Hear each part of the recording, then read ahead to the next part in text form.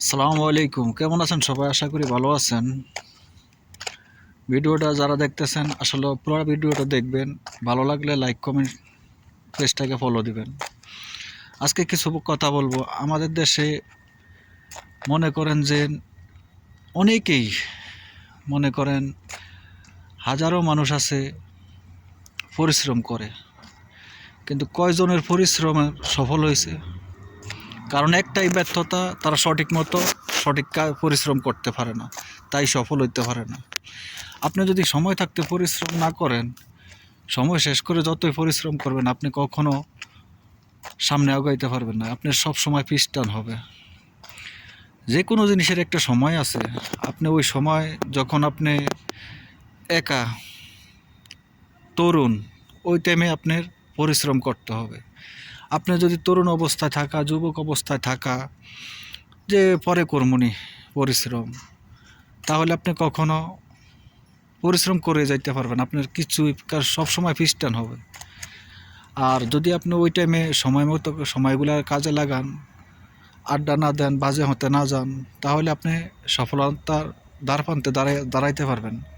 পরে আপনি যখন আপনার নিজের পায়ে সফল হয়ে যাবেন, তখন মনে করেন যে আপনি যখন যা মন চায় করতে, আপনি ইচ্ছা করলে সব কিছু করতে পারবেন। আর তখন আপনার করণ লাগবে না, আপনার কাছেই সব আসবে, কারণ আপনি সফল। আর যদি আপনি চেষ্টা পরে করেন, যতই করেন, আপনার এদিক ওদিক কোনোটাই পাবেন না, কুল কিনার পাবেন না। যতই কষ্ট করেন না, যতই যাই কিছু করেন, আপনি কখনো সফলতার দুয়ার তো দূরের কথা, দ্বারপ্রান্ত দাঁড়াইতে পারবেন না। তাই সকল আমাদের তরুণ ভাইদেরকে বলি, অনেকে আছে মোবাইল নিয়ে সময় আজে যে কর্মনি পরে কর্মনি। ভাই, বাপের হোটেলে খাওয়া যায় সব সময়, কিন্তু সব সময় কাজে লাগে না। যখন আপনার সময় শেষ হয়ে যাবে, তখন বাপের হোটেলও আপনার কাজ হবে না। তখন আপনার নিজের পায়ে দাঁড়াতে হবে। তখন আপনি চেষ্টা করলেও পারবেন না, কারণ আপনার সময় শেষ।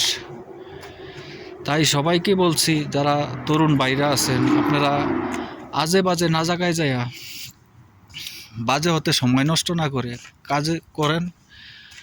যখন সফল হয়ে যাবেন ভাই, আপনার ঘোরারও সময় শেষ নাই। আপনার যেদিকে মন চায়, যা কিছু করতে মন চায় করতে পারবেন, কারণ আপনার কাছে মানি আছে।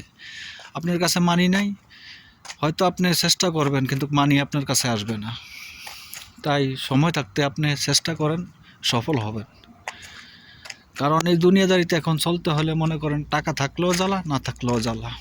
আপনি যদি সফল না হন, আপনার কাছে কেউ আসবে না, আপনাকে কেউ জিজ্ঞাসাও করবে না। টাকা আছে, আপনাকে যে কোনো মানুষ জিজ্ঞাসা, অচিন মানুষ এসে আপনার সালাম দিবে। টাকা নাই, আপনাকে কেউ সালাম তো দূরের কথা, আপনার গায়ে কেউ আসবে না। তো কথাটা মাথায় রাখবে।